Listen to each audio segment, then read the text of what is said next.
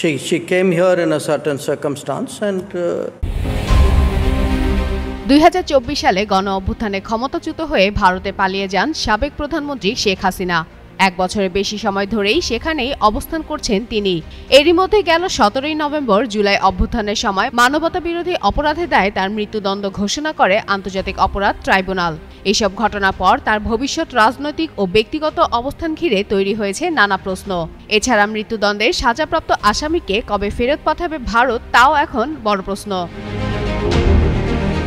এমন পরিস্থিতিতে নিজের অবস্থান স্পষ্ট করেছে ভারত। দেশটির পররাষ্ট্রমন্ত্রী এস জয়শঙ্কর জানালেন, হাসিনা ভারতে থাকা বা ভবিষ্যতে কি করবেন এই সিদ্ধান্ত পুরোপুরি তার নিজের।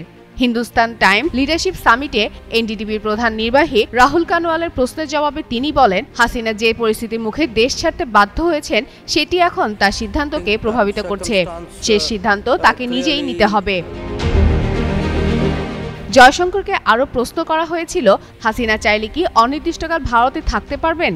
এ বিষয়ে সতর্ক প্রতিক্রিয়া জানিয়ে তিনি বলেন, এটি আলাদা প্রশ্ন।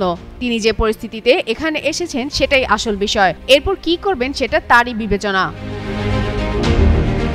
ভারত বাংলাদেশ সম্পর্কের প্রসঙ্গ ধরে জয়শঙ্কর বলেন, দিল্লি চায় ঢাকায় একটি বিশ্বাসযোগ্য, স্বচ্ছ ও গণতান্ত্রিক প্রক্রিয়া প্রতিষ্ঠিত হোক। তিনি উল্লেখ করেন, বাংলাদেশে যারা এখন ক্ষমতায় আছেন তারা পূর্বের নির্বাচন নিয়ে আপত্তি তুলেছিল।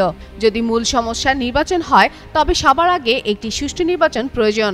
সবশেষে জয়শঙ্কর আশা প্রকাশ করে বলেন, ভারত বাংলাদেশের স্থিতিশীলতা ও অগ্রগতি কামনা করে এবং গণতান্ত্রিক প্রক্রিয়ার মাধ্যমেই জনগণের ইচ্ছা প্রতিফলিত হোক, এটাই দিল্লির আশা।